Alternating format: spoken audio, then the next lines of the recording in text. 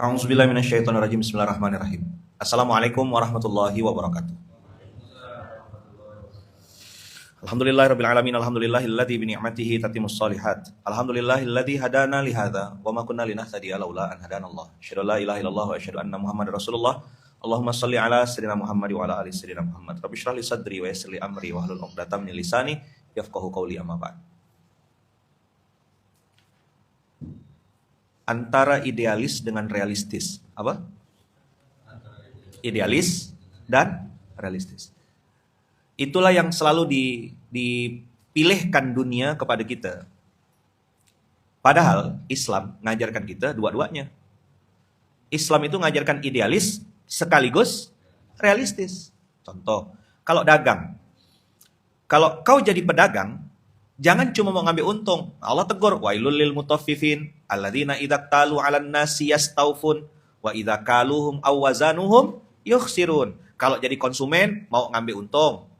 Kan biasa tuh, berapa bang beli bawang? 3 kilo. Udah ditimbang 3 kilo betul-betul, diambil lagi. Minta sedikit ya bang ya, kata dia. Haram benda tuh. Tapi bukan mak-mak di sini, mak-maknya di Samudra Atlantik. Kalaupun ada udah lama mati. Apa? Kalaupun ada udah lama mati. Wa idza kaluhum aw wazanuhum yukhsirun. Tapi kalau kau jadi konsumen, jadi penjual, jangan juga curangi timbangan. Lihat, realistisnya tuh dua sisi. Enggak cuma dibahas dari satu sisi aja. Betul enggak? Sekarang orang punya sosmed, ngerasa punya sosial media, punya follower, punya orang yang siap mendukung dia, maka dia nganggap dialah sumber kebenaran dan merasa dirinya si paling benar. Apa yang terjadi abang kakak ketika ada orang yang begitu?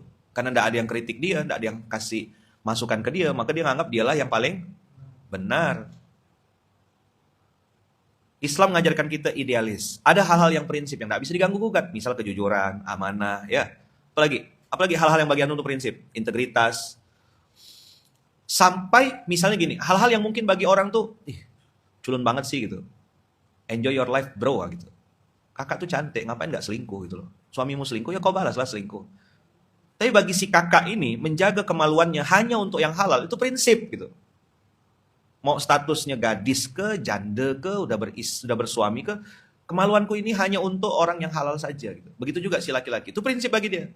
Karena kalau udah coba perempuan pertama, pasti pengen coba perempuan kedua. Kalau sudah coba amplop sogok pertama, pasti akan coba amplop sogok kedua. Nggak mandang instansi. Lihat aja di mana tuh? Di situ lah pokoknya. Muak juga nengoknya gitu loh. Panas juga, kesal nengoknya. Tapi ya gitu deh. Maka kalimat Kiai Hasan tuh saya jadikan bahan untuk ini. Tapi antum nggak harus ikut. Kan saya udah bilang kalau dengar SMK jangan percaya gitu. Bantah aja bantah gitu. Jadi kalau dengar SMK ini jangan langsung percaya. Bantah dulu. Yang katanya ngayomi justru malah. Yang katanya mengadili justru malah ngambek. Apa kata Kiai Hasan? Untuk itulah Allah ciptakan neraka. 2003 saya dapat jatah haji. Balik naik kapal, sampai Pontianak ada yang jual koran sampai manjat. Naik. Pak, koran baru pak. Dulu belum ada app YP itu, belum ada 2003 kan. Daftar jamaah haji yang tidak jadi berangkat pak. Wah, naiklah ke koran itu ke saya baca, beli, Masya Allah, tabarakallah, Luqmanul Hakim, Rusminah, ada di situ, nama saya, nama mak saya. Nggak jadi berangkat haji. Baru sampai Pontianak. Udah izin sama Kiai Hasan. Izin mau berangkat haji. Iki piye gitu loh. Tahu sendiri, zaman kami dulu, untuk dapat izin keluar pondok, susahnya minta ampun, berlapis-lapis tuh. Izin dulu sama senior kamar, izin lagi sama direktur KMI, tinggalkan ngajar kan, baru dapat izin dari Kiai, baru boleh balik. Sampai di Pontianak dapat info. Nanti dikira aku main-mainkan Kiai nih. Berdebar tuh mau ngadep pengasuh tuh. Alamak, cuman ya ngomong apa ya. Begitu sampai, Kiai maaf Kiai, saya tak ada niat mau bohong. Saya bilang, tak ada niat juga untuk bilang haji itu main-main. Budak-budak udah ngacau-ngacau saya tuh, teman-teman marhalah biasalah. Surah hajinan ente haji gitu. Cepat sekali hajinya. Kalah haji Furoda gitu. Baru balik, kok udah balik lagi gitu. Naik kapal saya dulu. Enggak ada naik pesawat, belum. Zaman-zaman itu masih naik kapal. Jadi pergi Surabaya Pontianak naik kapal, baliknya naik kapal lagi 3 hari lagi. Ya kan? Di dalam kapal tuh lah sambil terombang-ambing tuh sambil gelisah gitu. Mau ngomong apa sama Kiai? Gimana rasanya? Di luar ekspektasi saya. Ya kan? Kiai Hasan jawab begini. Dan jawaban itu masih saya ingat sampai sekarang di rumah Mukaddasah. Waktu itu masih zaman rumah, di teras depan tuh kan. Waktu takdim, waktu maju, Assalamualaikum Ustaz. Ana bawa koran itu sebagai barang bukti kan, supaya enggak ini kan. Ustaz, mohon maaf, saya enggak jadi berangkat haji Ustaz. Saya waktu itu izin sama antum ini. Kiai Hasan cuma ketawa. Saya udah berdebar-debar. Kiai Hasan ternyata ketawa. Dia bilang, itulah dunia, kata beliau. Hah? Maksudnya gimana Ustaz? Kalau ente mau cari keadilan, mati dulu. Karena yang adil cuma Allah. Anak 2003, kalau 84 kurang 2003 kurang 84 berarti umur saya waktu itu? Hah? Masih 19 ya? Sogir jidan. Siapa 19 tahun di sini? Bang Banjir lah ya? Bang Banjir 20. Bang Banjir 20. Iya, selisih bulan aja. Untuk anak umur 20 tahun atau 19 tahun, kalimat itu tidak bisa dicerna oleh otaknya. Tidak sampai dia.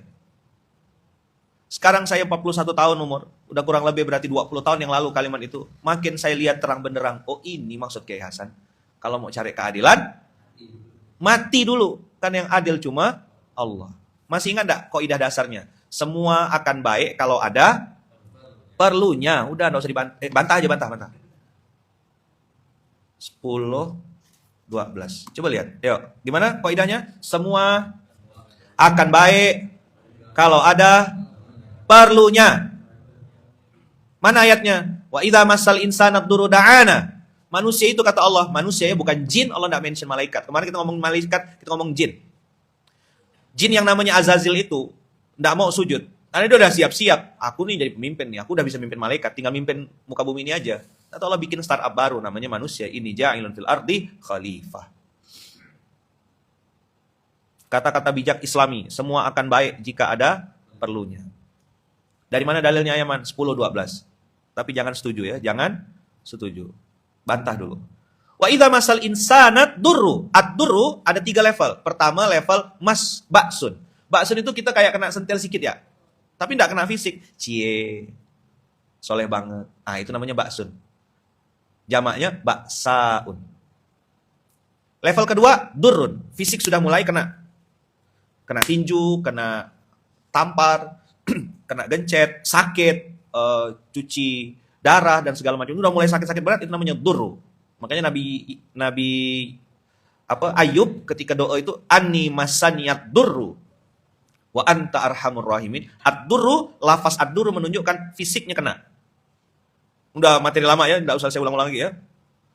Yang ketiga adalah zulzilu. Zulzilu itu mengakak goncang, kapal oleng kapten lah gitu kira-kira. Enggak semua orang kuat jiwanya, bahkan sampai berpengaruh ke tulisan tangannya katanya. Berpengaruh ke pikirannya, berpengaruh ke cara ngomongnya, berpengaruh ke tatap matanya. Kan ada hati yang sedang bergejolak. Nah, bayangkan antum naik kapal 3 hari 3 malam mau ngomong apa sama kiai, kayak mana lah rasanya tuh. Bukan lagi ba'sun dan durrun, zulzilu sudah. Nanti aku dianggap bohongkan kiai.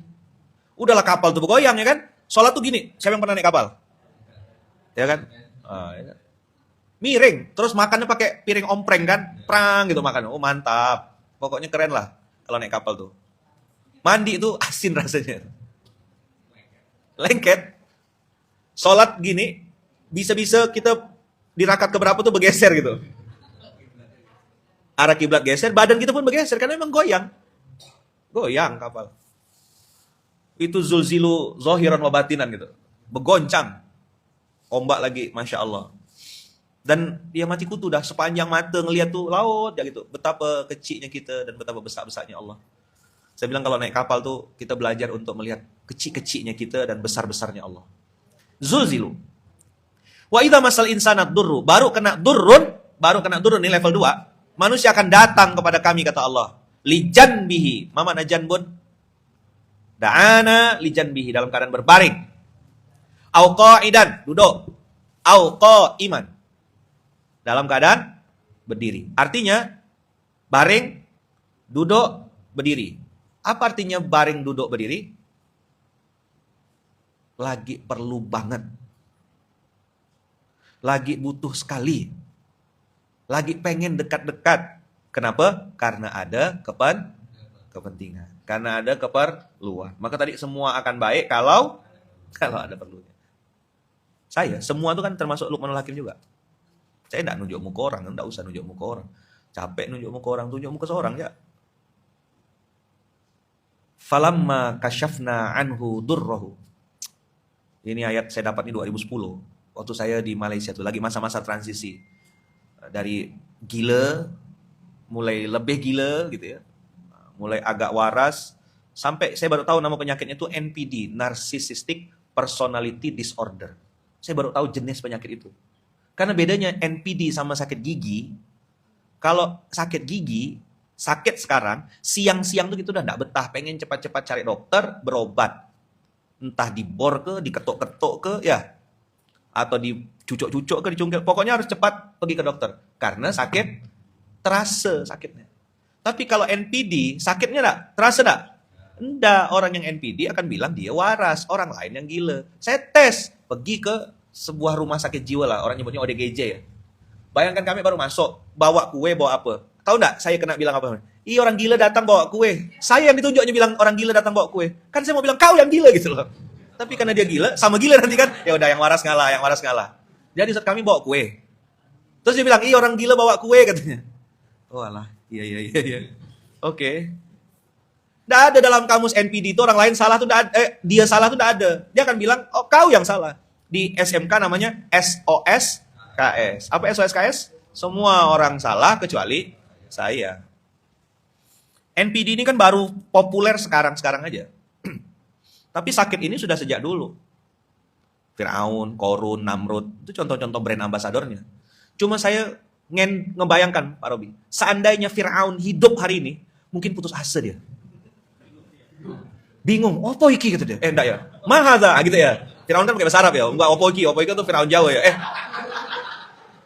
Kok kita ketawa sih? Emang paham? Kata Firaun, "Ya Allah," kata dia. Enggak pakai Allah ya, apa? Dulu Firaun itu kalau mau bunuh anak, lahiran dulu. Cek. Oh, laki-laki, bunuh. Itu Firaun, asli itu original. Perempuan, enggak apa-apa biarin aja. Itu Firaun asli tuh. Jahat, ceritanya berulang-ulang di Quran. Hari ini, enggak peduli laki-laki perempuan, aborsi aja. Enggak bunuh bahasanya, aborsi, halus. Berapa kasus aborsi? Cek di Google, buka 750.000 sampai 2,5 juta kasus per tahun. Setahun. Ada 750.000 sampai 2,5 juta manusia dibunuh tanpa peduli jenis kelaminnya. Orang maklumi kok. Nggak pakai zina, pakai selingkuh istilahnya. Teman sekantor, booking 2 kamar, laki-laki perempuan, punya istri, punya suami. Bila lagi berkincah. Apa kata si dahulu? Saja gila. Apa? Saja gila. Makanya Firaun putus asa kalau hidup tahun ini. Untung dia udah mati. Tak ada kerjaan dia. Udah diambil mereka semua nih kata dia. Hah? Kok lebih parah kata dia? Kasihlah aku job sedikit kata Firaun. Insecure Firaun. Asli, untung Firaun udah mati. Oh, ikutkan ini nengok fenomena sekarang nih, geram. Makanya saya pun batasi diri ya. Sekian menit tengok, udah habis itu sisa tutup matikan bodoh pesawat. Dan enggak mau terpancing juga saya ambil jadikan materi SMK, jadikan materi nah. Ngomong aja saya sesuai dengan apa yang Allah firmankan semampu sebisa saya. Nggak mau ganjen-ganjen juga. Ini orang bilang update. Kalau bagi saya ini handbrake namanya. Facebook, TikTok, Instagram ini handbrake. Cara saya untuk ngerem omongan saya. Jadi nggak perlu ada mata-mata di sini, nggak perlu. Karena saya udah dalam kondisi sadar berlapis-lapis. Yang saya omongkan ini kan nunjuk muka saya seorang. Dan ini yang nonton saya kan nggak tahu siapa-siapa. Ada manusia setengah, manusia seperempat, ya kan? YouTube memang sengaja. Nah, kapan Ayaman ngomong asli? Ketika offline. Itu pun masih kena rekam omongan saya kan? Masih kena angkat kamera gitu. Ingat nggak Ayaman bilang kalau ada yang angkat kamera itu artinya kepala ular naik. Itu nanti jadi barang bukti sewaktu-waktu bisa dipakai untuk mematuk gitu. Ada undang-undang perbuatan tidak menyenangkan, pencemaran nama baik dan segala macamnya. Kita di dunia yang mana semuanya serba kalau kata Kiai Hasan su'uba i'rabuhu. Kita berada di sebuah zaman di mana kita tak bisa menjelaskan semuanya. Kalau bahasa anak-anak itu dulu ya pusing pala Barbie. Pusing pala Batman. Maka Firaun kalau datang ke sini non job. Jobless. Fir'aun jobless. Aku nih jahat, kata Fir'aun, ngaku Tuhan. Tapi tidak terpikir bikin maksiat kayak kita lakukan sekarang nih, kata dia. Yang menegakkan justru itu yang bengkok, kan yang membela justru malah untung ada neraka. Coba bilang. Untung juga ada surga. Kakak-kakak, abang-abang yang sedang 3K, komitmen kepada kebenaran. Tak usah putus asa, hidupmu bukan di sini. It is not the end. It is not the end. Dunia ini bukan akhir dari segalanya. Kita ini akan hidup lagi, 2 kali lagi hidup. Hidup di alam barzah dan hidup di akhirat. 2 kali hidup. Makanya jangan pakai istilah meninggal dunia. Lebih baik, saran saya, tapi bantah dulu gitu ya. Pakai istilah meninggalkan dunia. Apa? Meninggalkan dunia. Kita akan tinggalkan dunia ini, kita masuk ke alam baru. Hidup lagi abang kakak. Kaifa takfuruna billahi wa kuntum amwatan fa ahyakum tsumma yumitukum tsumma yuhyikum ba'dal maut hayah. Kita hidup lagi di alam barzah. Itu iman yang harus kita yakini. Itu akidah, prinsip dasar. Siapa yang yakin akan hidup lagi di alam barzah? Malaikat yang mencabut nyawa kita itu, sakratul maut itu hanya pintu gerbang untuk berpindah alam. Karena tidak boleh masuk kuburan dalam kondisi misalnya Ustaz Musa mau iseng, anak saak tabiah gitu. Mau sembunyi gitu. Tidak bisa Ustaz Musa. Tidak bisa. Dan saya sering bilang juga sama kawan-kawan, abang kakak, ya bunda, kita semua ini CPNS, calon penghuni surga, besar-besarkan nanti kawan-kawan. Surga itu luas, rugi kalau kita tidak masuk di dalamnya. Masa udah luas-luas dibikin Allah, kok tak ada? Mana sih Ano? Tak ada. Hah? Sebesar-besar ini surga kok tak masuk? Berlapis-lapis surga tuh. Tak ada satu pun di level berapa ke gitu. Masuklah abang kakak. Beriman kita seyakin-yakinnya surga itu benar-benar ada. Tapi notes-nya adalah, untuk kita yang belajar SMK nih, tidak ada satu orang pun yang masuk surga karena amal solehnya. Surga itu benar-benar haknya Allah.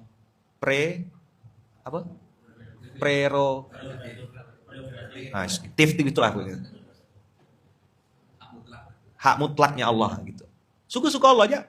Ada yang, mohon maaf ya, pelacur, ngasih minum anjing, masuk surga.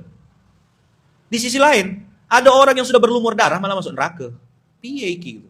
Orang-orang sekuler, sepilis, ya kan, sekuler, pluralis, liberalis, mengatakan, ngapain kau berjihad? Ngapain kau bersedekah? Ngapain punya ilmu? Tuh contohnya orang bersedekah, berilmu, mati di jalan Allah, masuk neraka. Nggak gitu cara memahami hadis ini. Hadis ini, cara memahaminya, yang satu, cerita tentang pelacur yang masuk surga gara-gara minum anjing, ngeliatkan kepada kita, nunjukkan pada kita, ngajarkan pada kita, betapa besarnya rahmat dan ampunan Allah, sekelas orang yang bermaksiat berzina aja, dan menjadikan zina sebagai profesinya, masih dapat ampunan Allah. Maka kawan-kawan yang berdosa, jangan putus asa. Gitu dudukkan hadis ini. Cerita ini tuh gitu. Antum sampaikan ulang ya. Nanti saya tahu antum kan udah pintar semuanya nih. Yang nonton SMK udah pintar, tiap hari belajar. Udah saya bilang bahas sekali-sekali libur. Yang kedua, memahami hadis tentang orang yang mati di medan jihad. Bahkan dalam ceritanya itu kan berlumur darah kan. Menghadap Allah dalam kondisi berlumur darah. Tidak diganti kain kafannya gitu. Lalu dia masuk neraka. Yang berilmu masuk neraka juga. Yang bersedekah masuk neraka. Why? Kenapa? Apa pemahamannya? Kenapa dia masuk neraka? Sampai Allah bilang kadzabta. 3 kali Allah bilang dusta untuk 3 orang ini. Karena salah niat.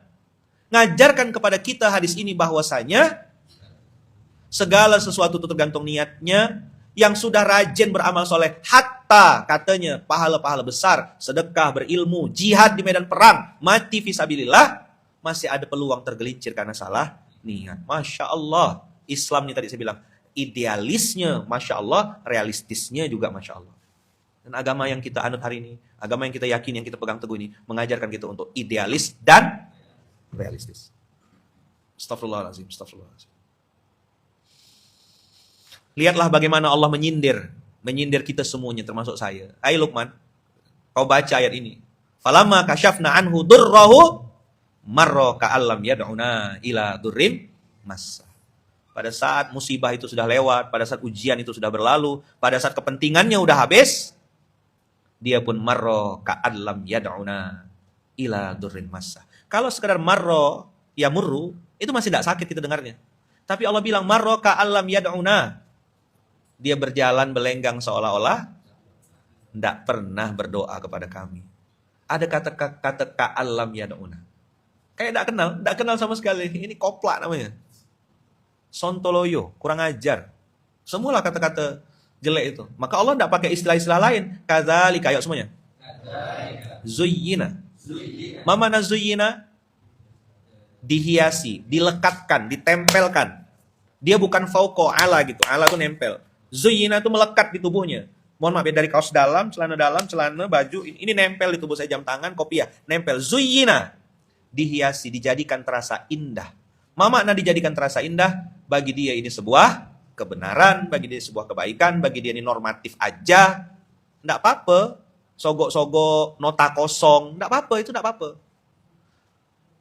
Apa? Laporannya pakai Garuda, tapi faktanya berangkatnya naik pesawat, apa satu gitu? Emprit, pesawat apa? Burung pipit, apa pesawat satu gitu. Supaya ada selisih duit. Ya kan? Kan bisa diedit pakai apa? Excel ya, Ustaz, ngeditnya. Pakai apa? Pakai Word. Bisa diedit kwitansi itu, edit aja. Lumayan dapat selisih kan? Tadinya pesan kamar sekian, nota kosong. Bengkel, supir. Kong kali kong.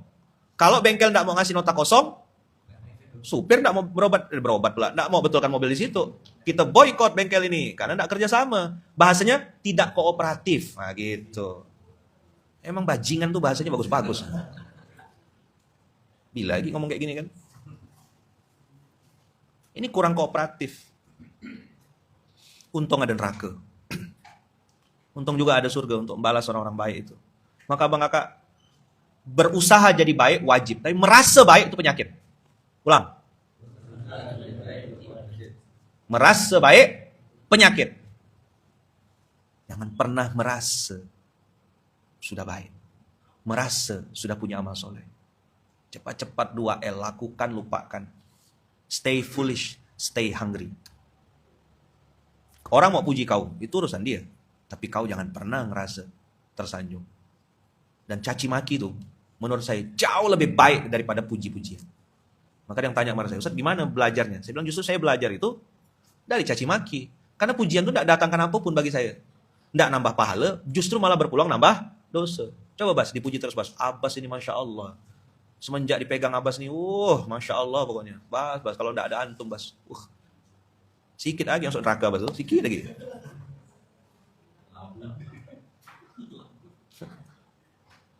Ada juga kalimat-kalimat yang kayaknya muji, tapi nyakitkan hati gitu. Ini lembaga Masya Allah, luar biasa. Dulu antum di sini kan, semenjak antum tidak ada maju sekarang. Loh, iya gitu. Maksudnya gimana nih kalimat? Kan dulu antum di sini kan, Masya Allah lembaga ini sekarang. Semenjak antum tidak ada maju dia. Iya kalimat itu. Belajar sama kakak dari caci maki. Caci maki itu cara Allah yang paling mudah untuk merobohkan ego kita. Saya memang pribadi terus terang ya, justru banyak sekali belajar jaga hati, belajar untuk berilmu, belajar ilmu respon, justru dari caci maki.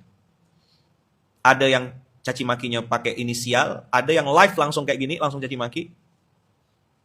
Ya kan? Kita respon dengan respon yang Allah ajarkan dalam Quran.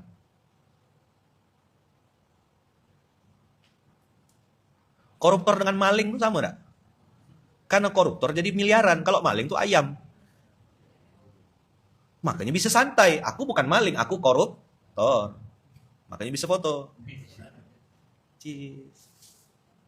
Untung ada neraka. Ada orang yang tanya sama UAS, usil banget pertanyaan jamaah ini. Ya kan? Tuan Guru, nanti katanya di surga semuanya ada katanya. Ada rokok enggak di surga Tuan Guru? Karena tahu pertanyaan bercanda, Tuan Guru jawabnya juga bercanda. Kata Tuan Guru, ada, tapi kalau mau nyucul apinya ke neraka dulu sebentar.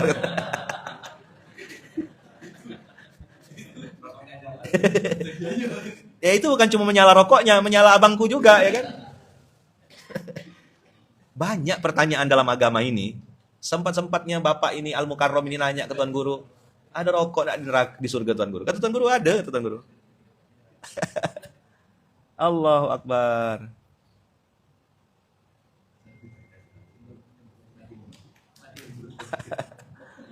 Ya Allah. Ayo kita baca ayatnya. Kadzalika zuyyina lil musrifina. Ma makna zuyyina? dihiasi, ditempelkan, melekat, di-wrapping kalau bahasa kita. Jadi satu kesatuan, diaduk kalau bahasa Malaysianya sebati, sudah mendarah daging, melekat nempel, karakter, nah gitu. Sudah ngeblend, sudah jadi satu. Macam gula di dalam es teh manis itu. Nggak bisa dilihat lagi sudah, tapi bisa dirasakan manisnya. Kalau sifat buruk sudah menjadi karakter dalam diri sesuatu kah atau seseorang kah itu udah nggak bisa ditebak-tebak lagi. Yang mana? Mau dipisahkan udah nggak bisa, sudah ngeblend. Gula itu kan belum cair tuh kotak-kotak bentuknya ya. Depan abang kakak bentuknya bulat. Ya kan? Begitu dia dimasukkan dalam minuman, teh hangat gitu, diaduk, kita sudah nggak bisa lihat yang mana gula gitu. Zuyina lil musrifin, itu menunjukkan di 10 ayat 12 ini, bahwasanya orang-orang yang melampaui batas ini, kata Allah, siapa mereka yang tadi datang ke Allah berdoa? Ya, waktu susah dia datang. Waktu senang dia hilang. Susah datang, senang hilang. Tepuk sebelahnya. Tepuk-tepuk ya, enggak usah ngomong apa-apa. Datang ke siapa ya, Man? Datang ke Allah lah. Bukan datang ke Yaman, enggak ada urusan. Siapa yang waktu susah nangis-nangis di pojok? Siapa yang waktu susah rajin tahajud? Siapa yang waktu susah sering datang ke panti asuhan? Siapa yang waktu susah sering datang minta doa sama ustadz, sama ulama? Siapa? Begitu selesai utangnya, selesai masalahnya, beres semuanya, mulai nyaman lagi dia datang. Ya enggak lah, rugilah datang. Menyala abangku. Self-healing, self-reward. Jalan-jalan guys. Akhirnya Allah bikin siklusnya berputar di situ aja. Itu aja terus. Ayaman enggak tahu udah berapa ribu kali ngulang ayat ini nih. Karena ayat ini yang paling mudah untuk ngajarkan orang. Paling mudah untuk ngasih contoh kelakuan asli kita tuh begini. Banyak, saya sampai ngeriset lebih dari 10 ayat yang model-modelnya begini. Salah satu yang saya suka juga, saya nyebutnya ayat IC itu 4151.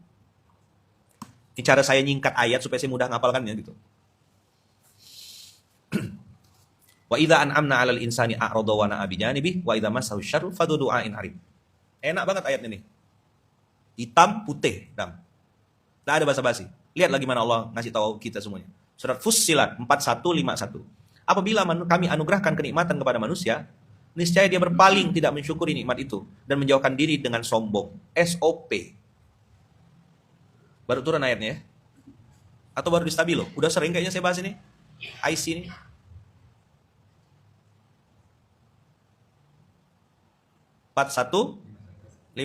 Bukan surat 4 ayat 51, bukan surat 41 Fussilat. Bacanya IC. Udah di stabilo ya. Ayo baca. Wa idza an'amna. Kata-kata an'amna itu sudah dikasih. Fi'il madhi. Menunjukkan sesuatu yang sudah terjadi. Alal insan. Lagi-lagi yang dimention. Manusia. Dulu guru saya. Ustadz. Panggilnya Bere. KMI. Pekalongan. 2001. Bukan. KMI. Ustaz Ahyaudin. Ya kan? Ya, itu bilang sama saya, menungso, menus kakehan duso. Dia 2001 kan? Merah dia. Angkatannya Ustaz Dede. Menungso, menus kakehan duso. Yuk. Wa idza an'amna 'alal insan. Gimana perilaku dan gaya manusia kalau sudah an'amna? Kan ini minta kan siratal ladzina an'amta 'alaihim. Ihdinas siratal mustaqim, siratal ladzina an'amta 'alaihim. Minta dong ya Allah, nikmat-nikmat yang sudah pernah kau kasih ke orang-orang sebelumnya. Kalau itu nikmat itu berupa sehat, maka aku minta sembuh kayak orang yang udah pernah kau sembuhkan. Kalau jodoh, maka kasih aku jodoh sebagaimana engkau ngasih orang lain jodoh ya Allah. Kasih kesembuhan anakku ya Allah sebagaimana engkau pernah ngasih kesembuhan untuk anaknya orang lain. Itu namanya an'amta 'alaihim. Orangnya udah pergi umroh ya Allah, aku belum nih. Kasih aku nikmat juga pergi umroh ya Allah, gratis. Itu an'amta 'alaihim. Ya Allah, orang lain udah pernah haji, aku juga pengen haji. Kasih aku nikmat bisa dapat haji juga ya Allah. Kawan aku udah bisa ya Allah, punya rumah sendiri, misal gitu. Dan rumahnya bermanfaat jadi rumah tahfiz, lembaga pendidikan untuk ngajarkan orang-orang. Tolong ya Allah, an'amta 'alaihim, an'amta juga alayya ya Allah. Nyambung Al-Fatihahnya. Apa kata Allah wa idza an'amna? Idza menunjukkan sesuatu yang pasti terjadi. Idza jaa nasrullahi wal fath. Kalau datang pertolongan Allah, pasti datang. Idza waqa'atil waqi'ah. Datang itu hari as-sa'ah, itu al-waqi'ah. Idza zulzilatil ardu zilzalaha. Oh, udah pasti terjadi itu idza. Maka Allah bilang wa idza an'amna, ada fase-fase Allah kasih nikmat lebih untuk kita. Usikum wa ya nafsi bitaqallah a'rada wa na'a bijanibi. Kapan sih dia jadi penentang Allah tuh? Kapan sih dia ngelawan Allah? Saat dapat nikmat, bukan saat di bawah. Karena cara untuk kembali ke Allah yang paling mudah itu lagi di bawah. No choice, lagi jadi sampah, lagi jadi useless, lagi dihina orang, lagi dicaci maki. Tidak ada yang mau terima. Grup-grup semua ninggalkan kau, orang-orang ninggalkan kau. Satu-satunya zat yang masih mau terima cuma Allah. Nangislah di pojok, nangislah di satu tempat, hinakanlah diri. Itu yang saya bilang Ayaman dulu, fase-fase itu tuh 2012, 13, 14, 3 tahun pertama tuh itu cuma bisa nangis saja, tidak bisa bela diri, sama sekali tidak bisa. Dan tidak berani bela diri karena tahu dosa banyak. 2 tahun itu dibantai Allah 8 tahun. Jadi 2 banding berapa tuh? Saya kan 2 tahun tuh puncak-puncak nakalnya gitu. Nunda sholat, ya kan, nganggap remeh Quran. Berpikirnya waktu itu mau infak-infak, aku ya susah gitu. Ngerasa berhak paling dapat infak lah. Aku yang harusnya dikasihani. Masa aku mikirkan orang lain? Aku yang mikirkan diri sendiri belum selesai. Gitu. Hilang ayat intan surullah yang surukum tuh. Hilang ayat apa? In ahsantum li anfusikum tuh kayak hilang gitu, Bang. Saya baru dapat intan surul yang surukum kan pas balik ke Pontianak 2012 15 Januari itu. Baru ingat lagi. Seolah terbayang lagi gitu. Aku ini lagi perlu banget pertolongan Allah. Caranya harus nolong orang lain. Itulah bikin GIB. Saya ketemu sama kiai-kiai. Dia cerita berasnya patah-patah, berasnya rusak, anak ini dijual kakeknya kalah main judi. Sampai segininya Ustaz, saya bilang. Iya, ini baru saya ambil tadi malam. 2 beradik umur 4,5 tahun sama yang 6 tahun. Nggak pakai baju, saya ambil di sebuah daerah lah, saya nggak sebut nama daerahnya. Dia ambil di tepi jalan gitu, ada orang yang menyelamatkan. Ini anak 2 ini udah mau dijual sama kakeknya. Adik mereka yang nomor 3 sudah terjual 1,5 juta Pak Robi. Untuk bayar main judi. Cucu dijual sama kakek.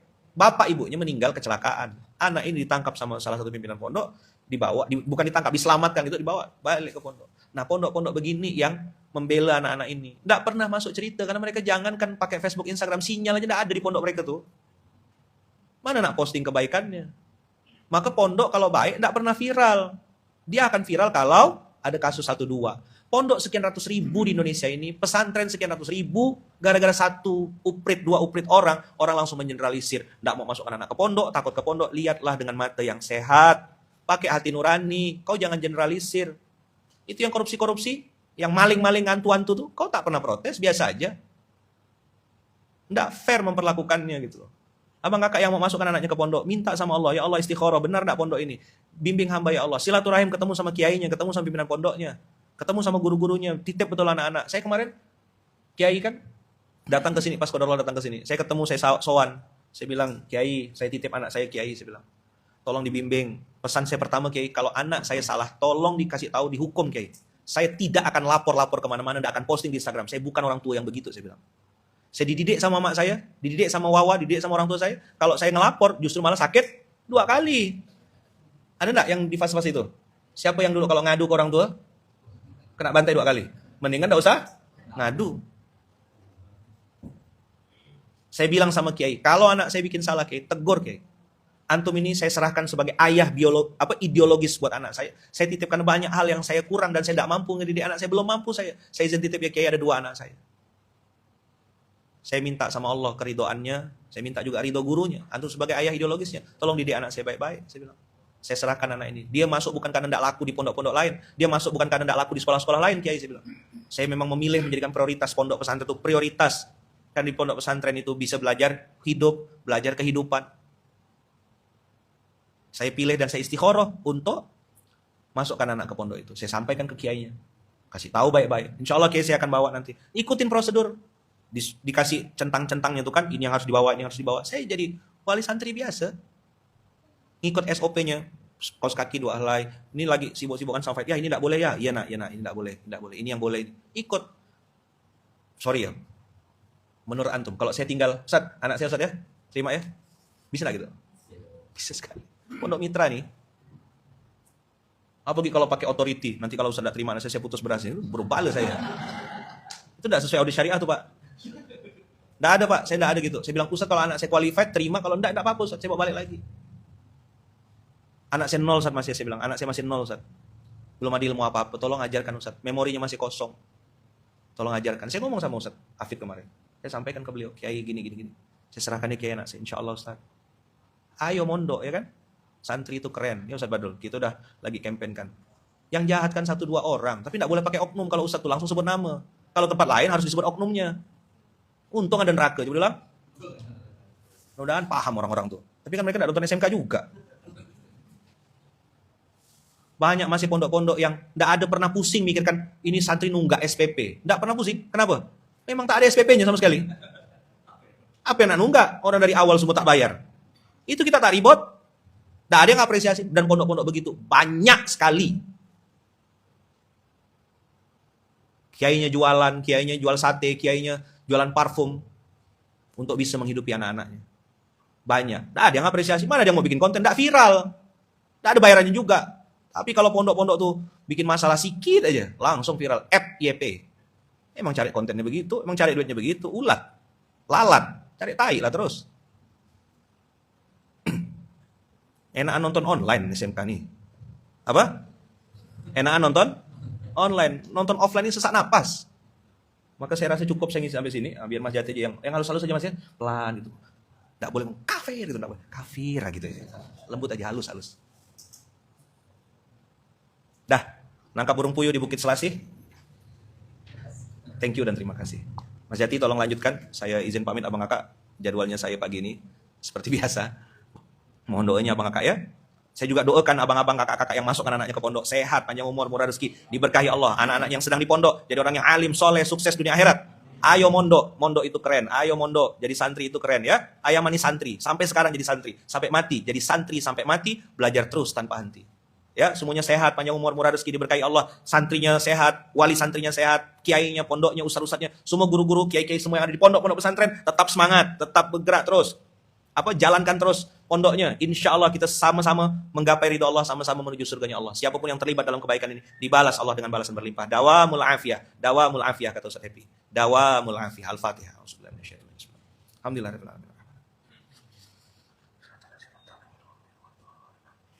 Jazakumullah khair, doakan saya Bang Kakak, doakan istri saya Bunda Uung, doakan anak-anak saya, kami semuanya sekeluarga besar, mama saya, ibu saya, kami semuanya selalu dalam lindungan dan kasih sayang Allah. Begitu juga doa saya untuk Abang Kakak semuanya. Saya pamit dulu, insya Allah dilanjutkan sebentar sama Mas Jati. Saya nanti insya Allah balik lagi. Jazakumullah khair, barakallahu fikum. Assalamualaikum warahmatullahi wabarakatuh. Saya izin pamit sebentar ya. Pelan-pelan aja Mas, jangan.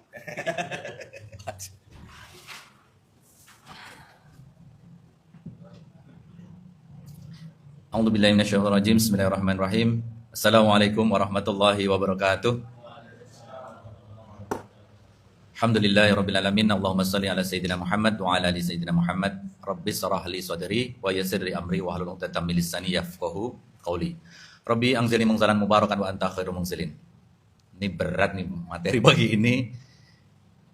Alhamdulillah, mudah-mudahan kita semua diberikan satu poin di dalam kita memanai dua ayat yang Masya Allah Tabarakallah.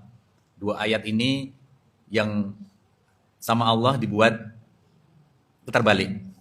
Yang sebelumnya dibuat dikasih kebaikan lupa. Kemudian ini yang satunya dikasih dulu. Ada keburukan baru dia sadar.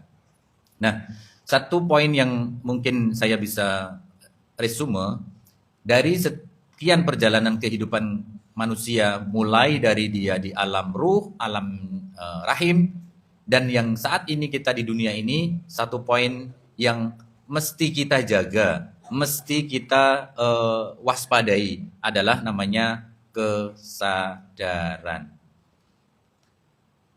Baik itu tadi ada orang yang melakukan, ada dia berjihad, dia sudah dermawan, bahkan dia sudah mengorbankan harta jiwanya, tapi karena tak ada kesadaran dengan niat, maka hasilnya berbeda. Maka hasilnya justru neraka. Nah, kesadaran inilah yang perlu dan sangat penting sekali untuk senantiasa kita jagain ketika kita memang masih ada di alam dunia. Karena kita nggak tahu tuh nanti di alam barzah kita sudah tidak bisa lagi untuk balik. apalagi nanti di alam akhirat. Dua alam ini masih misteri. Tapi di alam dunia inilah kita nyari bekal dengan satu kata namanya kesadaran. Karena kalau nggak sadar juga nggak sah. Sholat juga harus sadar. Kita melakukan amal soleh apapun, karena ada namanya kesadaran, maka ada niat. Kalau orang Jawa bilang, kalau yang disebut oraniat, wes raniat ini. Nah, raniat itu, nggak niat itu dampaknya itu kalau melakukan sesuatu asal jadinya. Ngawur. Nggak berdampak juga kalau dilakukan nggak niat. Kayak orang bawa beban, ataupun misalnya bawa karung lah atau apa. Itu kalau benda yang dibawa itu berharga, ya mestinya dibawanya dengan sebuah kesungguhan. Tapi kalau diseret, ditarik itu aja. Kira-kira benda ini berharga nggak? Nggak ada harganya. Asal dia. Begitu juga pentingnya sebuah kesadaran dan pentingnya sebuah niat. Nah, bagaimana kita bisa menjaga kesadaran, kita bisa menjaga kesungguhan, dan kita bisa tas di dunia. Senantiasa cek kembali niat kita yang benar sejak awal. Maka salah satu yang perlu kita minta adalah ilmu. Semuanya itu akan mudah ketika memang kita sudah ada ilmunya. Orang dikasih kesadaran karena dia sadar ada ilmu yang dia diberikan sama Allah. Maka di setiap pagi kita diminta dan diajarkan Rasulullah. Pertama kali yang diminta ketika kita setelah bangun tidur, setelah doa, pagi-pagi ini yang kita minta adalah Allah berikan yang pertama kali sebelum minta rezeki, sebelum minta dimudahkan urusan, minta ilmu. Karena dengan ilmu inilah kita bisa menjaga tadi niat dan kesadaran. Pagi ini kita diingatkan supaya kita pandai-pandailah kita menjadi orang yang bersyukur. Ketika dikasih nikmat, ketika kita dikasih solusi, ketika kita dikasih jalan keluar, maka tidak boleh kita lupa, tidak boleh kita seolah-olah bahkan tidak pernah merasa berdoa. Naudzubillahi min dzalik. Ini orang yang nggak tahu diri dan nggak sadar. Maka di waktu yang singkat ini, apa yang bisa saya wrapping lah dari apa yang Ayah Man tadi sampaikan adalah yuk sama-sama kita menjaga kesadaran kewarasan. Jangan sampai nanti ada putaran lagi, dibantai lagi, uji lagi sama Allah karena kita tidak lulus-lulus. Lulusnya apa? Sadar bahwa kita ini hamba, bahwa kita ini makhluk, bahwa Allah akan berikan namanya predikat lulus kalau kita tahu, kita bersyukur dan sadar bahwa apa yang kita terima saat ini, apapun itu adalah karunia Allah. Kita berdoa, tidak berdoa, Allah kasih. Cuman Allah pengen bahwa kita menempatkan diri kita pada posisi kita, yaitu seorang hamba, maka kalau kita tidak minta, sombong. Sudahlah itu kita minta, kita tidak sadar kalau kita dulu pernah minta, dikasih, tidak bersyukur. Ini tidak tahulah namanya apa. Maka terakhir, sebagai bentuk sebuah kesadaran, minta ilmu dan minta Allah senantiasa berikan namanya kesadaran. Ini yang mahal, karena kita hidup juga dari mulai balita, nggak tahu di usia berapa kita punya kesadaran. Maka Allah kasih sebuah istilah di dalam sebagai manusia untuk menjalankan fungsi ya, menjalankan fungsi peran sebagai manusia, hitung-hitungannya ketika balik. Tapi sebelum itu, sampai sejauh mana kita bisa tracking kesadaran kita? Pada saat balita kah? Masih ada yang ingat ngapain aja? Tidak banyak memori-memori kita ketika kita masih balita pun tidak banyak. Itulah kuasa Allah. Atau ada yang baru lahir gitu terus sadar, oh dulu waktu lahir gitu, ketika masih tali pusarnya ada itu, sadar kita? Kalau ada, wah luar biasa itu. Mungkin kelasnya udah Nabi juga dia. Ya, karena bisa sudah langsung begitu lahir, sudah langsung bisa nge-counter kan gitu kan. Umur balita di bawah 5 tahun aja memori kita sangat terbatas. Kesadaran kita sangat terbatas. Maka di situ belum ada kewajiban-kewajiban. Tapilah kita yang sudah balik. Kita yang juga sudah mungkin injury time juga. Tinggal menghitung apakah tahun, bulan, hari, waktu, nggak tahu. Maka Yuk sama-sama kita minta ilmu supaya Allah kasih kesadaran, Allah kasih senantiasa kita tas di dunia. Menjaga niat. Apa yang kita lakukan, apa yang kita mau sampaikan, jaga mulut dan jaga hati. Ya, kata ayah menjamu jati, bukan karena saya namanya jati ya. Ya memang itu bagi saya juga untuk saya. Jadi jati itu jaga hati, maka harus hati-hati dengan mulut saya juga, gitu kan. Nah itu abang kakak yang bisa saya sampaikan untuk rapping pagi hari ini. Mudah-mudahan 2 ayat ini Allah berikan ilmu untuk kita, diberikan kesadaran, kesabaran, dan juga bisa menjalankan apa yang sudah Allah kasih kenikmatan di pagi hari ini, yaitu nikmat ilmu disadarkan kembali. Ya, supaya kita menjadi manusia yang sebagaimana Allah mau. Usikum wa nafsi bitaqwallah. Astagfirullahaladzim. Kita akhiri dengan hamdalah dan doa kafaratul majlis. Alhamdulillahirabbil alamin. Subhanakallahumma wa bihamdika asyhadu an la ilaha illa anta astaghfiruka wa atubu ilaik. Aru kalam. Wassalamualaikum warahmatullahi wabarakatuh.